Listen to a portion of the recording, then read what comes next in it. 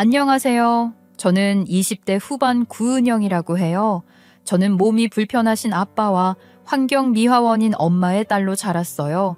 처음 보는 사람을 만나 제 소개를 하면서 이런 식으로 하지는 않죠. 누가 처음 보는 사람에게 저는 환경미화원의 딸입니다. 저는 장애인의 딸입니다. 그런 말을 하겠어요? 저 역시도 그렇게 저를 소개하지는 않는답니다. 지금은 제가 여러분들께 제 이야기를 하게 되는 특별한 글을 쓰고 있는 것이니 다소 과감한 표현을 쓰게 된 것 같아요. 표현이 좀 거칠게 느껴질 수도 있지만 그보다 저를 더 잘 표현할 수는 없는 거니까요. 저는 그런 환경에서 자랐지만 좋은 대학 나와 좋은 직업도 갖게 됐고 또 재벌이라 해도 좋을 대단한 집 아들과 결혼도 했답니다. 물론 그 과정이 순탄하지는 않았어요. 오늘 제가 하려는 이야기도 그런 이야기입니다. 제 이야기를 시작하기에 앞서 저희 부모님 이야기를 잠깐 할게요. 저의 성장 배경을 아시려면 제 부모님 이야기를 아셔야 하니까요.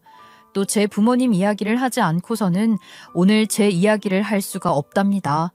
그러니 제 이야기에 앞서 부모님 이야기를 먼저 해야 할 것 같아요. 아빠는 왼쪽 다리가 오른쪽 다리보다 짧아서 다리를 절뚝거리며 걸어야 하세요. 어릴 때 소아마비를 앓았던 후유증으로 그렇게 된 것이라 거의 평생을 불편한 몸으로 사셨던 거죠. 다리가 불편할 뿐만 아니라 피로도 쉽게 느끼기 때문에 아빠가 그런 몸으로 할 수 있는 일을 찾는 게 쉽지는 않았다고 해요. 아빠가 굳이 그런 이야기를 하지 않으셨더라도 충분히 짐작할 수 있는 일이지만 말이에요. 그런 아빠가 젊었을 때 고향 친구 하나가 아빠에게 꼭 맞는 일자리가 있다고 해서 아빠는 시골에서 할머니, 할아버지가 어렵게 만들어주신 반값을 갖고 상경했는데 그 친구가 그 돈을 들고 날랐다는 거예요. 돈을 잃은 것보다 믿었던 친구에게 배신당한 것이 아빠에게는 너무나 큰 충격이었고 그 상태로 다시 고향에 돌아가지도 못해 며칠을 서울에서 떠돌아다니며 거지꼴이 됐었다고 하더라고요. 그때 새벽에 일을 하던 엄마가 아빠를 보고 도와주면서 두 분의 인연이 시작됐고 제가 태어날 수 있었다고 알고 있어요. 엄마도 불우한 어린 시절을 보내셨던 분이셨어요. 엄마는 태어나자마자 보육원에 버려졌던 아이였는데 괜찮은 집에 입양이 됐다가 그 집에 아이가 생기는 바람에 파양이 됐고 그 충격으로 학창시절을 암울하게 보냈다고 해요. 학교를 졸업한 후에도 사람 대하는 게 싫어서 새벽에 하는 일을 찾아보다가 환경미화원을 생각했다고 하더라고요. 그렇게 환경미화원으로 일하던 엄마가 아빠를 발견하게 됐고 각각의 사연을 갖고 만난 엄마와 아빠는 가난해도 서로를 믿고 의지하며 아끼고 사랑했다고 해요. 물론 지금도 그러시고요. 3D 업종이고 많이 달라졌다고는 하지만 사회적 인식이 좋지 않은 대부분의 사람들이 꺼리는 그 일을 하는 것이 엄마는 처음부터 좋았다고 했어요. 엄마는 지자체에 직접 고용된 무기계약직 미화원은 아니었고 사설 용역업체 소속 미화원이었어요. 그런 엄마가 환경미화원으로 일하며 저희 가족을 부양하고 있었고 몸이 불편한 아빠는 환경미화원으로 일하는 엄마를 대신해 저를 돌보고 집안일을 맡아 하셨어요. 저는 그런 부모님을 부끄럽다 여기지 않았고 엄마 아빠께 받는 사랑에 감사했지만 공부를 정말 열심히 해서 좋은 직업을 갖고 엄마 아빠도 더 편하게 사실 수 있도록 해드려야겠다는 생각으로 정말 악바리처럼 공부했어요. 집안 형편이 좋지 않았으니 그만큼 더 많이 노력해야 했죠. 그래도 남들이 인정하는 좋은 대학에 들어갔고 주구장창 앉아서 공부하는 것에는 어느 정도 자신이 있었기에 회계사 시험 준비를 생각하고 있었어요. 그러다 대학교 2학년 때 교환학생을 신청해서 영국에서 1년 정도 학교를 다니는 경험을 했는데 그때 많은 걸 느꼈던 것 같아요. 서양인들이 직업의 귀천에 대한 인식이 상당히 자유롭다는 걸 들어서 알고는 있었지만 실제 그곳에서 생활하면서 피부로 느껴지는 것은 상상 이상이었어요. 저희 엄마 직업이 환경미화원이다 보니 아무래도 제 눈에 그런 것들이 더 잘 보였을지도 모르겠어요.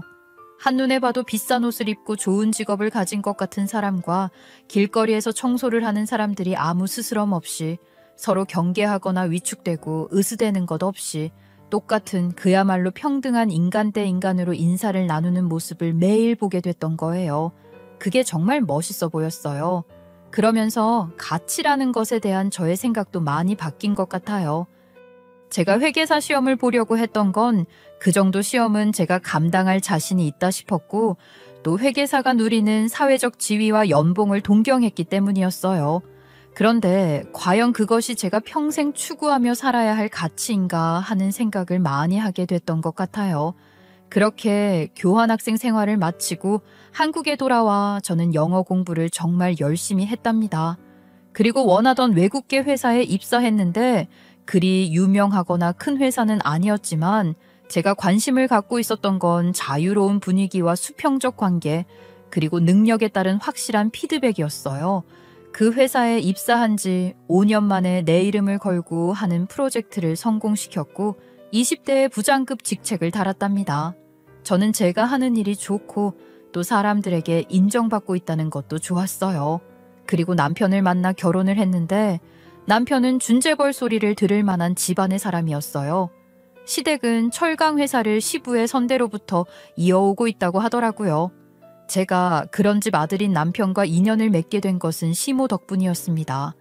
영국 교환학생 시절 이후 저는 계속 영어 공부를 열심히 했고 입사한 이후로도 또 20대의 부장이라는 직책을 달고서도 항상 부족함을 느꼈기에 지속적으로 스터디도 하면서 부지런을 떨었어요. 또 가끔은 재미삼아 완전 랜덤으로 생판 모르는 사람들과 어울릴 수 있는 언어교환 모임 같은 곳에도 나가곤 했었죠. 우리나라에서는 아직 외국만큼 활발하게 이뤄지는 모임이 없는 것 같긴 했지만 한 번씩 구성원이 좋을 때는 꽤 재밌기 때문에 가끔 나가곤 했어요. 보통 젊은 사람들 위주인 그 모임에 한 번은 나이가 좀 있으신 분들이 몇 분 나오셨던 적이 있었어요. 그중 한 분이 일본 분이셨는데 평소 궁금했던 것들이 있어서 그분과 소통하며 재밌는 시간을 보냈죠. 그런데 그분 일행이셨던 나이 많은 분들 중 한 분이 저의 영국식 영어 발음에 관심을 많이 갖더라고요. 어머, 세상에 영국식 액센트며 발음이 너무 멋있네요. 내가 늘 그런 영국 영어를 배우고 싶었거든. 저 혹시 영어 회화 과외 같은 것도 하나요? 나 아가씨한테 과외 받고 싶어서 그래요. 과외는요 무슨, 저는 그런 걸 전문적으로 하는 사람도 아니라서 그럴 순 없고요. 체계적인 커리큘럼을 갖고 있는 선생님을 찾으시는 게 좋으실 거예요. 그런 선생이라면 알려줘 뭐. 그런 걸 원하는 게 아니라 아가씨가 너무 마음에 들어서 그래요. 그러니까 아가씨가 쓰는 영국식 영어 말이에요. 꼭 아가씨한테 배우고 싶어요. 부탁 좀 해요. 당분간만이라도 해줄 수 없을까요? 제가 여러 번 고사했는데도 너무 간곡하게 부탁을 하셔서 영어 회화 과외를 해드리게 됐고 그분이 바로 시모였어요. 저는 시모의 집으로 가서 과외를 해드렸는데 애초에 시모는 제가 마음에 들어서 며느리감으로 점 찍어두고 영어 회화 과외를 부탁한 것 같더라고요. 아들, 그러니까 남편을 소개시켜 주셔서 부담스럽기도 했지만 솔직히 저는 남편이 마음에 들었어요. 그래서 시모가 굳이 그렇게까지 해서 저와 인연을 이어가려고 했던 게 고맙기도 했었죠. 그렇게 남편과 만나게 됐고 시모와도 정말 잘 지냈어요. 저랑 시모가 취향이 비슷해서 같이 뮤지컬도 보러 다니고 맛집도 찾아다니고 그런 시간들이 좋았던 것 같아요. 그런데 그렇게 가까이 지내면서 저희 집 형편에 대해 조금씩 알게 되더니 그때부터 시모의 태도가 완전히 달라지는 거였습니다. 시모는 제가 영국에서 교환학생 생활을 한 걸 영국 유학 생활로 오해하는 것 같았고 그 물가 비싼 나라에서 공부하려면 집안이 어느 정도는 될 것이라고 혼자 지레짐작했던 것 같았어요. 그렇지만 저는 단 한 번도 저를 그런 식으로 포장한 적이 없었고 시모가 저를 그렇게 생각하고 있다는 것도 몰랐어요. 남편과 제가 진지하게 만나는 것 같으니 그때부터 시모가 저에 대해 좀 구체적으로 알고 싶어하며 조금씩 제게 그런 것들을 물어보기 시작했고 저는 솔직하게 있는 그대로 대답했었죠. 엄마가 환경미화원이고 아버지는 다리에 장애가 있으신 분이라는 것까지 전부 다 말이에요. 시모는 처음에는 어느 정도 표정 관리도 하려고 하는 듯 하더니 이내 참지 못하고 불편함을 드러내더라고요. 그런 집에서 자랐으면서 그동안 그렇게 있는 집에서 곱게 자란 척을 했던 거니? 기가 막혀서 보기보다 아주 깜찍한 애구나 너. 어머니, 저는 저를 그런 식으로 포장해서 어머님께 말씀드린 적이 없어요. 어머님께서 어떻게 그런 오해를 하시게 된 건지도 전 잘 모르겠거든요. 몰라? 그럼 영국 유학은 어떻게 간 거야? 영국 유학식이나 갔다 왔다길래 집이 넉넉하겠구나 생각하는 게 당연한 거 아니야? 유학이 아니라 교환학생으로 1년 다녀온 거예요. 그날 언어교환 모임에서도 그렇게 다 이야기한 건데 영어로 이야기를 했던 거라 어머니께서 잘못 이해하셨던 모양이네요. 그게 사실이었어요. 저는 분명 그날 그 모임에서 영국으로 교환학생을 다녀온 거라고 했는데 시모 본인이 영어를 잘못 알아듣고 오해한 거예요. 그런데도 시모는 저를 가난한 주제에 결혼으로 신분 상승이나 꿈꾸는 사람 취급을 하더라고요. 아유 어쨌거나 그런 모임에 나다니며 잘난 척을 했던 건 사실 아니니? 내가 내 아들을 소개했을 때 네 처지가 그러면 사양을 했어야지.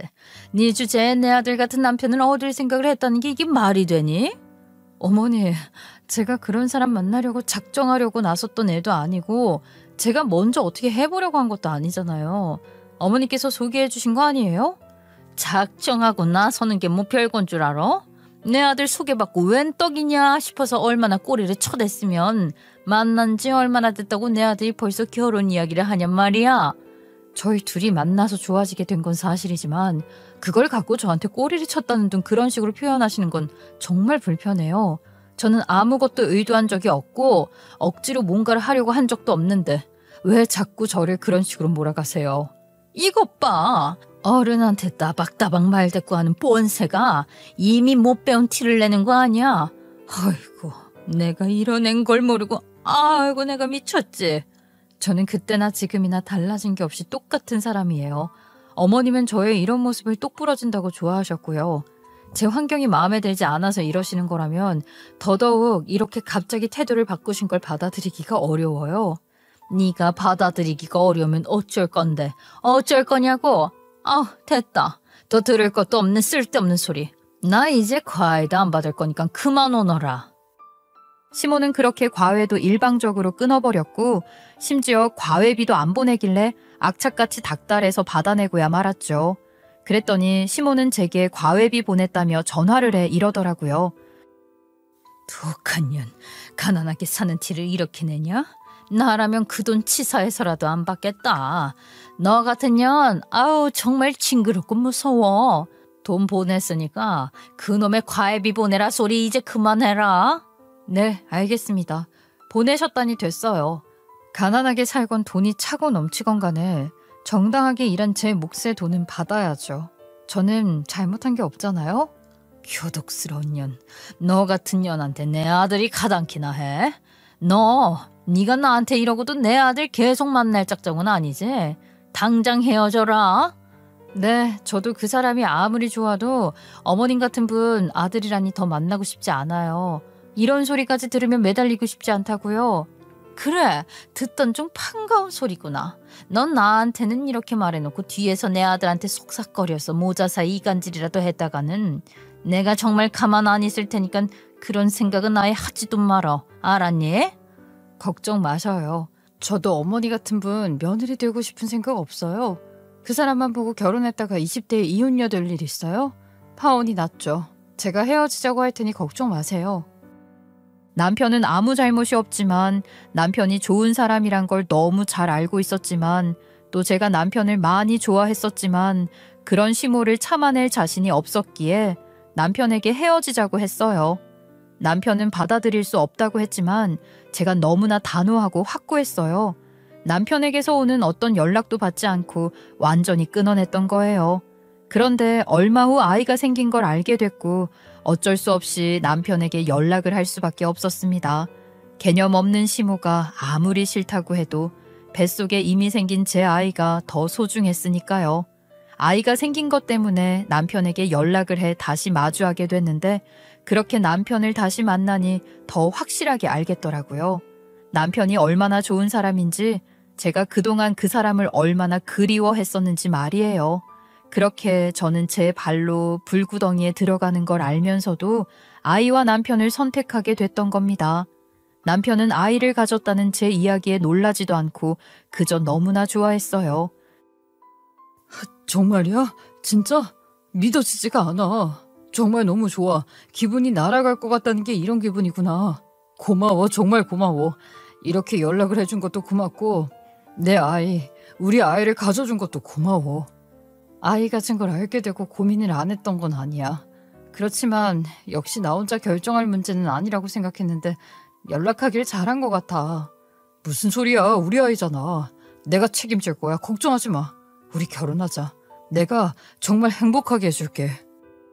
남편도 자기 엄마가 제게 어떻게 했는지, 저를 어떻게 생각하고 있는지 다 알고 있었고 앞으로도 어떤 일들을 겪어야 할지 모르는 게 아니었겠지만 어찌나 자신 있게 행복하게 해주겠다고 하던지 그 말이 달콤하게 느껴졌던 것 같아요. 다시 한번 제가 남편을 얼마나 좋아했었는지 깨닫게 됐고 다시는 헤어지지 않겠다는 생각도 했어요. 그렇게 남편과 저는 결혼을 약속하고 양가 부모님께도 알렸습니다. 시모는 난리가 났죠. 말해 뭐 하겠어요?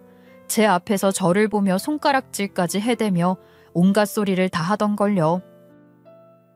이 해프년 교환학생인지 유학생활인지 어쩌고 할 때부터 알아봤어야 하는 건데 너 이런 식으로 몸 들이대면 다 되는 건 줄 알아? 너 내 아들이 몇 번째 남자니? 어머니, 제가 무슨 꽃뱀도 아니고 말씀을 그렇게 하세요? 엄마가 아무리 그래도 소용없어. 이 아이는 내가 이 사람이랑 사랑해서 생긴 결실 우리 아이야. 엄마가 아무리 반대해도 난 안 변해요. 우린 결혼할 거라고. 으이그 이 못난 놈. 네가 여자를 뭘 알아. 네가 여자를 알면 얼마나 안다고. 아우 이 멍청한 놈아. 저 년이 어떤 년인데 네 머리 꼭대기에 올라앉아서 지 마음대로 하려고 들깨다 저 년이. 엄마 왜 자꾸 욕을 하고 그래요. 이 사람 홀몸도 아니고 그런 소리 들을 이유 없어요. 저희 그만 일어날게요. 일어나길 뭘 일어나. 당장 이리 와서 앉지 못해? 엄마 말 덜 끝났어. 엄마 말 듣고 가란 말이야. 엄마한테 정말 실망했어요. 우리 엄마가 이 정도밖에 안 되는 사람이었다니. 엄마한테 더 이상 실망하고 싶지 않으니까 아무 말씀도 마세요. 남편은 시모에게 그렇게 쏘아붙이듯 말을 하고 저를 데리고 나왔죠. 그 모습만 해도 멋있었는데 남편은 제게 뜻밖의 이야기를 하더라고요. 자기야, 정말 미안해. 우리 엄마가 저렇게까지 하실 거라고 생각 못했어. 아이까지 생겼는데 받아주실 줄 알았지. 내 조건을 도저히 받아들이실 수가 없다는데 어쩌겠어. 내가 다시 태어날 수도 없고 나는 우리 부모님을 그렇게 말하는 어머니 견디는 게 참 힘들 것 같아. 그래서 말인데 엄마가 저렇게까지 나오니까 엄마 부르지 말고 우리끼리 약소하게 작은 결혼식으로 치르자. 그래도 괜찮겠어? 정말? 그래도 돼? 아니, 그럴 수 있어? 난 화려한 결혼식 하고 싶었던 사람도 아니고 듣던 중 반가운 소리야. 너무 좋지. 그런데 아버님도 허락하실까? 아버님은 초대할 분들도 많으실 거 아니야. 아버지한테도 내가 잘 말씀드릴게. 아버지도 허례허식 같은 거 굉장히 싫어하시는 분이라 반대하실 것 같진 않아. 아버지는 원래도 자기 좋게 생각하셨잖아. 그럴 수만 있다면 난 또 바랄 게 없겠다. 자기 마음이 좀 그렇겠지만 난 좋아. 내가 뭐 우리 엄마 오지 말라고 하는 거? 걱정하지 마. 나도 아무렇지도 않아. 남편은 말한 대로 시부의 허락까지 받아왔어요. 시부는 시모를 초대하지 않고 저희가 원하는 대로 작은 결혼식을 하는 것을 허락하는 것은 물론이고 저희 두 사람의 결혼을 지지하고 응원한다고까지 하셨지만 시모가 저러고 나오는 걸 자기가 막지는 못한다고 하셨대요. 자기도 시모 고집을 꺾지는 못한다고 말이에요. 시부는 부자로 태어나 평생 부잣집 도련님으로 산 사람으로 모나지 않고 둥글둥글한 성격의 소유자셨어요. 누구에게 싫은 소리 들을 일도 없지만 하지도 못하는 그런 분이셨던 거죠. 그러니 시부가 시모를 설득하거나 호통을 쳐 그 고집을 꺾게 하지는 못한다고 하셨어도 저 역시 그런 건 바라지도 않았고 그저 그렇게 성격 좋은 시부가 좋았던 것 같아요. 시모복은 없어도 시부복은 있다고 생각했죠. 또 그렇게 결혼해서 살다 보면 애까지 있으니 언젠가는 시모와의 갈등도 풀어질 날이 있지 않을까 생각하며 조금은 심란한 마음으로 결혼 준비를 했던 것 같아요. 모두에게 축복받는 결혼이 아니니 그럴 수밖에요. 그렇게 시모 때문에 상견례도 없이 결혼식을 치르게 생겼으니 저희 부모님은 시부모 얼굴도 모르는 상태였잖아요. 시부는 결혼식에 오신다고 하셨으니 저랑 남편은 저희 부모님께 시부 얼굴을 사진으로라도 보여드리기로 했죠. 결혼식장에서 알아보시기라도 하시라고 말이에요. 그런데 시부 사진만 딸랑 보여드릴 순 없었으니 시모랑 같이 찍은 사진을 위주로 여러 장 보여드렸는데 저희 아빠가 시모 사진을 보더니 이것저것 물어보시더라고요. 시모 고향이나 나이, 이름 같은 것들 말이에요. 남편은 자기가 알고 있는 대로 아빠 질문에 대답을 했는데 남편이 대답하는 걸 들으니 시모랑 아빠가 같은 고향 출신인 거예요. 아빠가 시모랑 아는 사이인가 싶어서 남편 보내고 제가 따로 아빠한테 여쭤봤던 거예요. 아빠, 아까 말이에요. 시어머니 사진 보고 이것저것 물어보셨잖아요. 혹시 아빠가 아는 사람이에요? 아빠랑 뭐 고향이 같으시던데 말이야. 아이 그러게. 아빠도 아빠가 아는 사람인 줄 알았는데 아닌 것 같아. 그렇게 말씀하시면서도 뭔가 찜찜해 하시는 듯 고개를 갸우뚱거리시더라고요. 그 모습을 보니 저도 영 석연치 않았어요. 그렇지만 그 뒤로 별일이 없었기에 전 또 그러고 잊어버리고 있었고 결혼식이 코앞이었으니 정신이 정말 없었거든요. 손님도 별로 초대 안 하는 작은 결혼식이라곤 하나 어쩌면 그래서 더 준비할 게 많았던 건지도 모르겠어요. 대형 웨딩홀 계약해서 거기서 알아서 다 해주는 게 아니었으니 일일이 저희가 결정하고 준비해야 했거든요. 하나에서부터 10까지 말이에요. 그래도 그게 다 추억이다 싶었고 즐겁고 행복하기만 했었던 것 같아요. 그렇게 결혼식 당일이 되었는데 이 결혼 절대 반대라던 시모가 그 누구보다 일찍 결혼식장에 나타난 거예요. 저희가 초대도 하지 않은 시모가 기어이 결혼식에 나타난 데다 작은 결혼식이라 화려한 웨딩드레스가 아닌 심플한 원피스를 입은 저보다 몇 배나 더 화려한 옷을 입고 등장한 거예요. 누가 보면 본인 결혼식이라고 해도 될 정도였다니까요. 솔직히 부끄러운 수준이었어요. 그렇게 차려입고 어지간히 일찍도 온 거잖아요. 저희 부모님보다도 일찍 시부도 없이 혼자 그러고 온 거예요. 황당함을 금치 못하고 있는데 이어서 저희 부모님이 도착하셨는데 아빠가 다리를 절뚝거리며 걷는 것을 보더니 시모가 소리를 꽥꽥 지르며 난리를 치는 거예요. 아니 이게 지금 뭐 하는 짓이야? 여기 우리 쪽 하객들도 있는데 누군 망신을 시키려고 저 다리 병신을 불렀어? 넌 대체 뭐 하는 물건이니 그렇게 생각이 없어? 시모의 저 상소리 듣기 싫어서 결혼식에 초대도 안 한 건데 초대도 받지 못한 주제에 말도 안 되는 옷 뻗쳐 입고 와서는 그딴 소리를 하고 있으니 제가 정말 속이 어땠겠어요. 그래도 좋은 날이다 싶어 꾹꾹 참고 있는데 시모가 거기서 멈출 줄을 모르는 거예요. 마침 남편이 조명인지 뭔지 손볼 게 있다고 잠깐 자리를 비운 참이어서 시모가 더 대놓고 그렇게 막 나가는 말을 해댔던 것 같아요. 사람들이 보고 뭐라고 하겠냔 말이다. 저런 병신한테서 태어난 애 며느리로 맞는다고 나를 얼마나 불쌍하게 생각할 거야? 불쌍하게만 여기면 다행이지. 나를 비웃을 거 아니냐고? 아휴 내가 못 살아 정말. 어머니야말로 좀 조용히 말씀하세요. 지금 여기서 이러시면 어떡해요? 저희 아빠 앞에서 어떻게 그런 말씀을 하세요? 예, 내가 못할 말 했네. 그동안 내가 쌓아놓은 것들이 있는데 다리 병신 딸년이 가당키나 하냐고. 그게 무슨 자랑이라고 저렇게 당당하게 쩔뚝거리면서 들어오게 두는 거야. 정말 결혼식이고 뭐고 마음 같아서는 시모 머리채라도 잡고 싶은 심정이었지만 꾹꾹 참고 말했어요. 대체 무슨 말씀이세요? 저희 아빠는 정식으로 초대받고 오신 신부 아버지시라고요. 저희는 되려 어머니 초대한 적도 없고 이 결혼 자체를 인정도 안 하신다는 분이 여긴 어쩐 일이신 거죠? 불청객은 어머니예요. 정식으로 초대받은 저희 아빠한테 막말하지 말고 나가세요 얼른. 제가 그렇게 시모랑 실랑이를 벌이고 있는데다 이미 시모가 저희 아빠를 두고 하는 말들이 다 들렸을 테니 저희 엄마도 가만히 계시지 않는 거예요. 결혼식에 초대 안 했다고 해서 얼굴도 못 뵙나 했더니 이렇게 오시긴 오셨네요. 그런데 어디서 말을 그따위로 하시는 겁니까? 돈만 많았지 교양이라고는 없는 집안인가 보네. 엄마가 흥분해서 손가락질까지 하며 시모를 향해 돌진하려고 하니 아빠가 그런 엄마를 막으며 그러지 말라고 하시는 거예요. 그런 아빠의 모습이 좀 답답하기도 했어요. 시모한테 그렇게까지 저자세로 나갈 필요가 없는데 말이에요. 그러니 엄마도 제 옆에서 네 아빠 답답해 죽겠다 하시고 말이에요.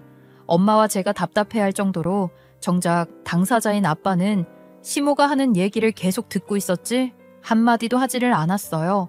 그러던 아빠가 갑자기 밖에서 누군가를 데리고 들어오는 거였어요. 저는 처음 보는 백발의 할머니였는데 연세가 상당히 많아 보이시더라고요. 그런데 그 백발의 할머니를 보더니 시모가 갑자기 벌벌 떨며 뒷걸음질을 치다가 자기 발에 걸려 뒤로 나자빠지기까지 하는 거예요. 그 바람에 그 치렁치렁 화려한 치마를 얼굴에 뒤집어 쓰고 뒤로 넘어진 거죠. 일어나려고 하는데 치마가 어찌나 풍성한지 얼굴에 뒤집힌 치마 벗겨내느라 생쇼를 하더라고요. 그렇게 힘겹게 일어나서는 저희 아빠를 째려보더니 뭔가가 기억났다는 듯 그러는 거예요. 잠깐만, 당신 혹시 그 절뚝발이야? 그 동네 구씨 아저씨네 절뚝발이? 시모가 그렇게 말하는데 저는 그 절뚝발이 소리를 익히 들어 알고 있었답니다. 아빠가 아빠 어린 시절 이야기를 해줄 때마다 수도 없이 들었던 말이거든요. 절뚝발이 어릴 때 고향에서 애들이 아빠를 놀리면서 그렇게 불렀다고 했어요. 그러니 시모랑 아빠가 같은 고향에서 자라며 알고 지낸 사이가 맞는 거죠. 그렇게 아빠를 알아보더니 여태 바락바락 악을 쓰던 시모가 갑자기 아빠 앞에서 지보다 덩치 큰 개를 만난 강아지 마냥 꼬랑지를 팍 내리까는 거예요. 몰라 뵀어요. 세월이 좀 흘렀어야죠. 미안합니다. 죄송해요. 잘못했어요. 갑자기 아빠 앞에서 머리를 조아리며 사과를 연발하며 빌고 있는 시모를 보며 이게 대체 무슨 상황인가 싶더라고요. 사람이 이렇게 확 바뀔 수가 있나 싶었던 거죠. 좀 있으면 우리의 아빠가 올 거예요. 그 사람은 아무것도 몰라요. 그러니까 절대로 아무 얘기도 하면 안 돼요. 내 과거에 대해서 절대로 한마디도 해서는 안 된다고요. 제발 부탁이에요. 내가 돈으로 살이라도 할 테니 절대 말하지 말아줘요. 제발 내가 이렇게 빌게요.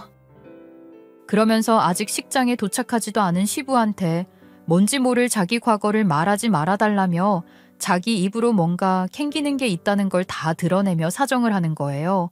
그런 시모를 보고도 아빠는 아무 말씀이 없으셨어요. 그저 묵묵히 그 백발의 할머니 손만 꼭 잡아드리고 계시더라고요. 그때 시부가 식장으로 들어오셨고 시모가 시부를 보고 긴장하며 저희 아빠 눈치를 살피고 있는데 갑자기 그 백발의 할머니가 벌떡 일어나 시부에게 달려가시는 거예요. 대기 전현 남편이요. 전현이 대기 들어오니 긴장하는 꼴이 대기 전현 남편이 맞는 것 같아 하는 말인데 내가 전현 애미 되는 사람이요. 내가 평생을 전현 찾아다니느라 얼마나 고생을 했는지 알아요. 어머님이시라니 그게 대체 무슨 말씀이신지. 저 사람 친정부모님은 두 분 다 외국에서 돌아가셨는데 누구시죠? 외국은 무슨 어느 쪽을 놈의 외국이야. 내가 끝내 전혀 못 만나고 하늘 날아가는 줄 알았는데 그래도 하늘이 무심하진 않네. 나 죽기 전에 그래도 전현한테 복수하라고 이런 인연을 만들어준 거야. 아니 이게 무슨 정말 저 사람 어머니시란 말씀이십니까? 세상에 어떻게 이런 일이. 맞아요. 내가 전현애미고 전현적에 이렇게 잘 살고 있으면 안 되는 년이야. 전현이 어떤 년인지 알고나 있어요. 그렇게 할머니는 폭로를 시작했고 어리둥절하던 시부는 할머니가 하시는 말씀을 그대로 믿을 수도 또 믿지 않을 수도 없어서 어쩌지 못하는 표정을 지었으며 그런 시부를 보며 시모는 나라 잃은 표정을 짓더군요. 다 끝났다는 걸 직감했던 거겠죠. 시모가 숨겨온 시모의 과거는 시모가 그렇게 절망할 만할 정도로 충격적인 것이었습니다. 저도 그날 시모의 과거를 알고 정말 놀랐거든요. 얼마나 충격이 컸던지 뱃속에 우리 애 괜찮은지 걱정을 해야 할 정도였어요. 사람 인연이라는 게 희한한 거예요. 어떻게 이렇게 얽히고 설키는지 말이에요. 그동안 아빠는 시모가 숨기고 싶어하는 시모의 과거를 일부러 묵인하고 있었던 건데 그것도 모르고 아빠한테 그 폐악을 떨어댔으니 사람이 정말 한치 앞을 모르고 이렇게 일을 저지르는구나 싶더라고요. 시모가 그다지 겸손하지 않은 사람이란 건 익히 알고 있었지만 결국 그 성질 때문에 자기 신세를 자기가 망치는구나 싶기도 했어요. 아빠는 처음 저희가 보여드린 시모 사진을 봤을 땐 긴가민가 했다고 해요. 분명 아는 얼굴 같은데 나이도 이름도 달랐으니 말이에요.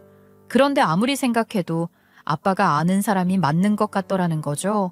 그래서 고향에 내려가 시모의 어머니인 그 할머니까지 모시고 왔던 것 같아요.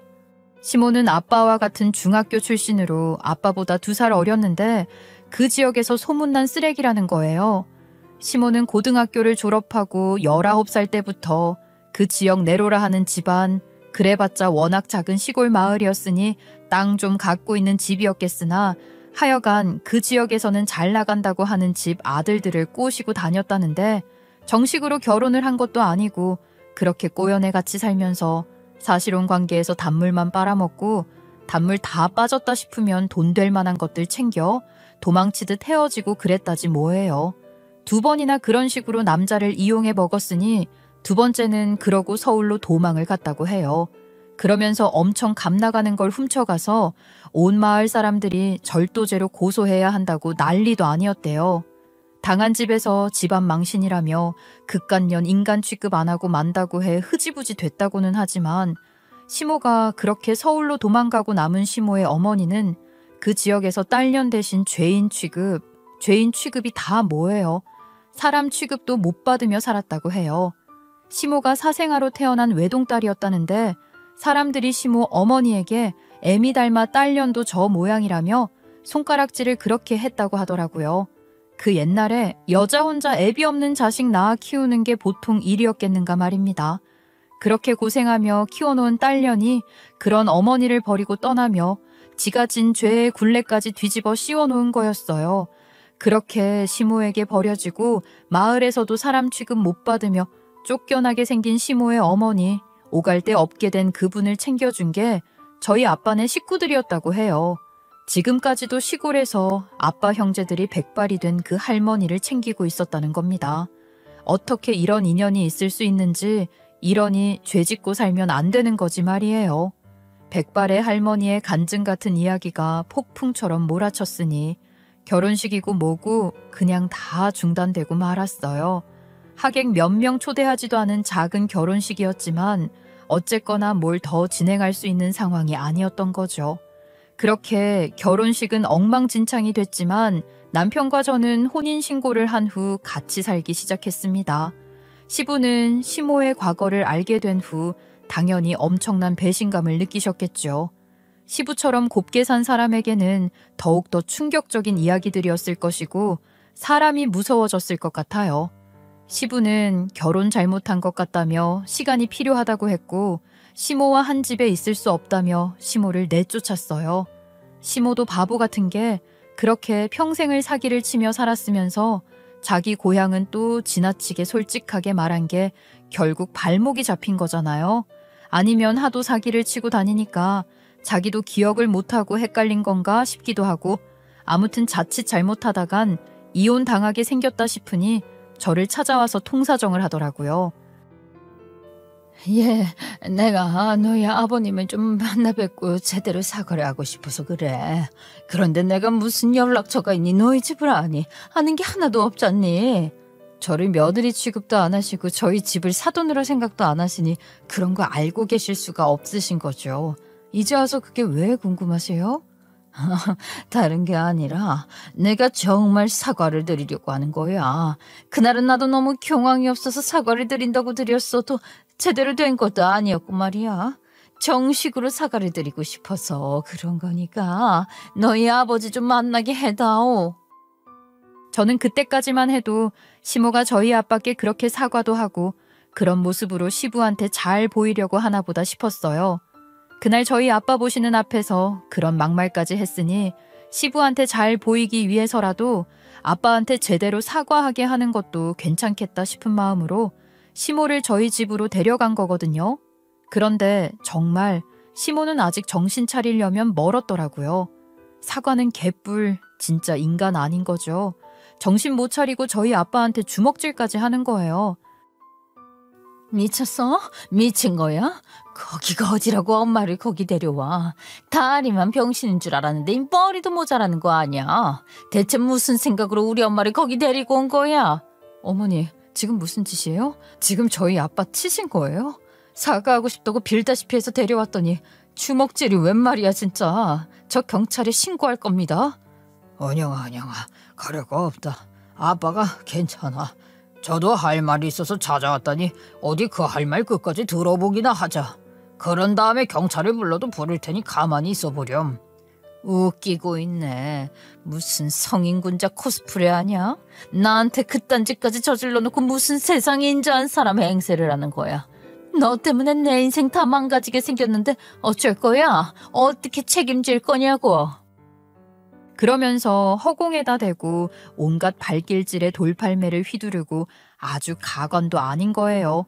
그렇게 소리 지르며 발악을 하는 시모의 모습을 저는 모두 영상으로 찍고 있었습니다. 그리고 아빠는 발광하는 시모에게 차분하게 말씀하시더라고요. 혹시 아주머니가 손자 한번 봤으면 소원이 없겠다고 하시더라. 죽기 전에 한번 그 얼굴이라도 보고 싶다고 하시는데 그 소원 들어드리고 싶었다고. 손자는 무슨 있는 줄도 몰랐던 손자 얼굴이 왜 갑자기 보고 싶다는 거야. 네가 가서 그런 얘기를 다 하니까 엄마가 그런 거 아니야. 그래, 너 말 한번 잘했구나. 네가 그렇게 도둑질까지 하고 야반도주한 게 몇 년 전인지나 아냐. 그리고 어떻게 연락 한 번을 안 할 수가 있었니? 네 어머니가 널 어떻게 키우셨는데? 남의 집 가정사에 웬 그렇게 관심이 많아. 나랑 우리 엄마랑 어떻게 지내든 그게 무슨 상관이라고 그래? 무슨 억하심정으로 내 인생 다 말아먹으려고 하는 거냔 말이야. 나한테 그렇게 따지고만 되지 말고 잘 한번 생각을 해봐. 나는 네 과거를 누구한테도 얘기하거나 떠벌린 적이 없어. 나를 보자마자 네가 지레 겁을 먹고 뒷걸음질 치다 나자빠지기까지 하더니 나한테 아무것도 말하지 말라고 빌었지 않냐? 거기 엄마를 데리고 나타난 것부터가 잘못된 거 아니야? 거기서 갑자기 엄마를 봤는데 내가 놀라는 게 당연한 거 아니야? 그게 나 엿먹이려고 한 짓 아니면 뭐야? 난 네가 그 결혼식에 안 오는 줄 알았다. 내 딸 네 며느리로 부족하다고 그 결혼 인정 못한다고 했다면서. 그래서 너는 결혼식에 안 온다고 들었어. 말한 대로 옥시 아주머니가 손주 얼굴이라도 한번 보고 싶다고 하셔서 모셔간 거라고. 핑계가 좋지. 내가 아무리 그래도 내 아들 결혼식에 정말 안 올 줄 알았다고? 말 같은 소리를 해. 애초에 이럴 작정이었던 거 내가 모를 줄 알아? 그때 내가 누구한테 너에 대해서 뭐라고 한 적이 있냐? 나는 아무한테도 아무 말도 안 했어. 결국 네 혼자 네 스스로 찔려서 일을 이 지경으로 만든 거야. 네가 그런 거라고. 생각해보니 아빠 말이 맞는 거잖아요. 아빠는 그 할머니를 모시고 오기만 했지 누구에게 무슨 말도 하지 않았던 게 맞아요. 어떤 행동을 한 것도 없어요. 시모 혼자 북치고 장구치고 다 한 거고 그 꼴을 본 시모의 어머니인 그 백발의 할머니가 시부에게 모든 걸 폭로한 거잖아요. 네가 그러지만 않았어도 일이 이렇게 되지는 않았을 거야. 그런데 너는 가만히 있을 수가 없었겠지. 네가 저지른 죄가 있으니 누가 뭐라고 하지 않아도 무슨 말을 할까 걱정이 되고 지레 겁을 먹었을 거다. 네가 저지른 짓들이 그런 짓인 거야. 나에 대해서 뭘 한다고 짓거려요, 짓거리길. 우리 엄마 좀 거뒀다고 나한테 무슨 유세라도 하고 싶은 모양인데 꿈깨. 그래봤자 절뚝발이 내가 너 같은 인간 사돈대접이라도 할 줄 알았어? 닥치지 못해? 그런 짓을 저지르고 산 주제. 일이 이렇게 됐으면 네가 저지른 잘못을 반성하고 네 어머니 옥시 아주머니 찾아가 빌지는 못할 망정. 여기가 어디라고 나를 찾아와서 또 이런 폐악을 부리는 거냐? 아빠가 그렇게 호통을 치니 시모는 아빠 그 큰 소리에 놀란 것인지 바닥에 털썩 주저앉더니 가만히 뭔가를 생각하는 듯 하더라고요. 그러더니 갑자기 뭐가 억울하기라도 한 건지 분통 터져하며 목 놓아 울기 시작하는 거예요. 무슨 애처럼 울던데 그 모습도 너무 기괴했어요. 그렇게 진상 떨고 있는 시모 앞에서 저는 조금 전 시모가 아빠에게 주먹질까지 하며 폐악 부린 영상을 시부한테 전송하기로 했답니다. 우리 아빠한테 진심으로 사과하고 싶다고 해서 데려왔더니 아빠한테 주먹질까지 하면서 이 짓을 벌여요? 경찰 부를 것도 없고 전 이거 아버님께 보여드려야겠어요. 뭐? 안 돼. 그게 무슨 소리냐? 너 내가 네 아버지한테 이렇게 하는 걸 영상으로 찍기라도 했다는 거야? 이런 나쁜 년, 이런 발칙한 년. 아니, 얘 아가. 너 그거 정말 네 시아버지한테 보낼 건 아니지? 왜요? 지금 바로 보낼 건데요. 전 발칙하고 나쁜 년이라 어머니가 뭐라고 하시든 보낼 거예요. 얘 안 된다, 안 돼. 제발 보내지 마. 안 된다, 안 돼. 제발 그러지 마. 시모는 제가 그걸 시부에게 전송하려고 하니 필사적으로 제 손가락까지 잡으며 제발 보내지 말라고 악을 쓰더라고요. 그럼 뭐 해요? 제 손가락 힘이 훨씬 더 세거든요. 저는 시모 손 가볍게 뿌리치고 전송 버튼 눌러버렸답니다. 시모는 그 마지막 순간까지도 안 된다고 그 버튼 누르지 말라며 비명을 지르더라만 저는 그저 그런 시모의 목소리가 성가시고 시끄러웠을 뿐이었어요. 시모는 시부한테 결국 이혼 통보를 받고 말았어요. 그러고도 어떻게든 이혼 안 당해보려고 사나흘에 한 번씩 저희 부모님을 찾아가 빌고 있고 저한테도 시부 좀 잘 설득해주면 안 되냐고 하는 중인데 정말 성가셔 죽겠다니까요. 아빠가 집안일 하는 걸 돕겠다고 하질 않나, 엄마가 일할 때 입는 옷을 자기가 빨겠다고 하질 않나 애쓴다 싶기도 하지만 그걸 곱게 보는 사람은 아무도 없었어요. 솔직히 말하면 오히려 더 역겨웠다고 하는 게 맞을 거예요. 저희 엄마가 하는 일을 갖고도 시모는 온갖 막말을 했던 사람이거든요. 환경미화원? 그러니까 정소부란 거야? 세상에 살다 별 말도 안 되는 부류의 인간들을 다 만나보네. 그러니까 네가 청소부 딸년이란 말이니? 아우 미쳐 정말. 어머 난 진짜 미치겠어. 그러면서 뒤로 넘어가는 신용까지 하던 시모였는데 알고 보니 시모의 어머니인 그 백발 할머니도 그 옛날 공공시설 청소 일을 하며 시모를 키웠다고 하더라고요. 그러면서 저희 엄마를 그렇게 무시했던 거였어요. 가만 생각해보니 제가 임신했다고 했을 때도 저를 무슨 꽃뱀 취급하면서 해픈 년이라고 난리쳤던 것도 과거에 본인에게 했던 말이 아닐까 싶기도 한 거예요. 본인이 그렇게 살았으니 세상 모든 사람이 그렇게 보였을지 모르겠지만 인생 그렇게 살면 안 되는 거죠. 그렇지 않나요? 한 번은 제가 친정에 갔을 때 시모가 거기 있길래 그런 얘기들 다 솔직하게 한 적이 있어요. 여기 누가 반가워한다고 또 와 계시는 거예요? 계속 이러시면 저희 부모님, 어머님 때문에 이사라도 시켜드려야 하는데 민폐도 이런 민폐가 없다는 거 아시죠? 반갑다고 하는 사람 없어도 내 마음이 오고 싶어서 오는 거야. 와서 내가 할 수 있는 일이 있으면 하고 그러는 거지 뭐. 신경 쓰지 마라. 여기 이렇게 와 계시는 것 자체가 신경 쓰이게 하는 거잖아요. 이러신다고 어머님이 좋은 사람 됐다고 생각할 것 같으세요? 그렇게 생각하는 사람 아무도 없어요. 아니다. 나 그런 마음으로 여기 오는 거 아니야. 그저 내가 사과하고 싶어서 그래. 내 마음 전하러 오는 거니까 부담 갖지 마라. 제가 지금 부담스러워서 이러는 것 같으세요? 싫다고요. 아무도 좋다는 사람 없고 다 싫어하는데 정말 왜 이러세요? 이런다고 제가 아버님께 좋은 말 할 것 같으세요? 내가 너희 시아버지한테 잘 보이려고 이러는 건 아니지만 네가 너희 시아버지한테 내 얘기를 좀 잘해주면 좋지 않겠니? 너희 시아버지가 너를 많이 예뻐하시는 것 같던데 말이야. 기가 막혔어. 제가 왜 그래야 하죠? 어머니가 달라진 게 하나도 없는데 제가 왜 그래야 하냐고요. 우리 은영이 말이 다 맞는 말이니까 다시는 여기 오지 마라. 여기 와서 이러고 있을 시간에 옥시 아주머니나 찾아뵈라고. 너 아직도 고향에 한 번 안 다녀오지 않았냐? 내가 지금 거기를 어떻게 가요? 그럴 시간도 없고 내일이 뭐 좀 해결이 되면 그때는 한번 가보든지 하려고 해요. 그러니까 네가 아직 인간 되려면 멀었다는 거야. 어떻게 그럴 수가 있냐? 연세가 몇이신지는 아냐? 사시면 얼마나 사신다고? 너 때문에 하루도 맘 편히 발 뻗고 주무신 적이 없으신 분이야. 그러니까 정신 차려. 그렇게 아빠가 소리를 친 후에야 시모를 내쫓을 수가 있었답니다. 그렇게 내쫓기고서도 시모는 고향의 어머니는 찾아뵙지도 않고 어떻게든 시부 마음 돌아서게 하려고 시부한테 빌 생각만 하더라고요. 그러나 시부는 여전히 그런 시모를 받아줄 생각이 없으셨죠.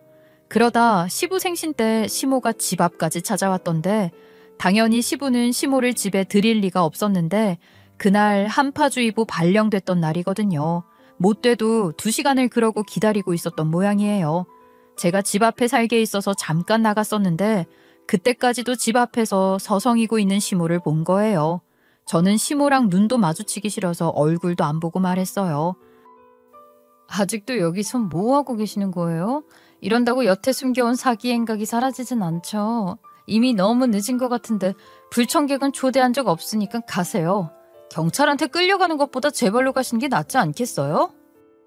아이를 가져 결혼을 했고 그 이후로 그 엄청난 일들을 겪는 동안에도 별 탈 없이 뱃속의 아이는 잘 자라주었고 건강한 아이를 출산할 수 있었답니다.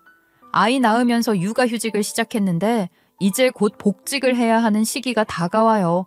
요즘 아기 키우는 재미에 푹 빠져 살고 있긴 했는데 그래도 또 복직을 하면 일하는 재미도 다시 느끼게 되겠죠. 다시 일을 시작하게 되더라도 남편과 아이, 저희 세 식구 행복한 가정 이루는 걸 제일 중요하게 생각하며 살 거예요. 시모가 이따금 손주 보고 싶다며 아기 사진이라도 좀 보내달라고 저한테 문자를 하시는데 저는 답장도 안 하고 있어요. 이혼 못한다고 버티는 시모 상대로 시부는 이혼 소송을 시작했고 더 이상 갈 곳도 없고 돈도 없는 시모는 결국 고향으로 내려가 자기 엄마한테 기생해서 붙어 산다고 하더라고요. 아빠 고향의 친척들을 비롯한 고향 사람들이 저런 딸년 받아줄 필요 없다면서 할머니를 말렸고 시모를 쫓아내려고 했는데 그 할머니가 그냥 두라고 하시더래요. 지극하고 눈물겨운 딸 사랑은 아니고요. 할머니 말년에 전연 저거 부려먹기라도 할 작정이다 하시면서 온갖 집안일은 물론이고 일부러 오줌 싸고 똥 싼 이불 빨래도 하게 한다고 들었습니다.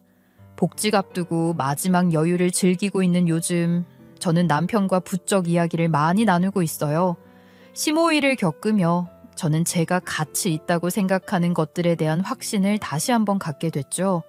남편과도 그런 이야기를 많이 하고 있고 저희 아이도 정말 소중한 것을 찾으며 사는 사람으로 키우자고 다짐하고 있어요. 여러분, 오늘 제 이야기가 여러분들에게 어떤 이야기가 되어 다가갈지 모르겠지만 각자의 상황에 맞는 위로가 되면 좋겠다는 생각을 하며 이 이야기를 마칠게요.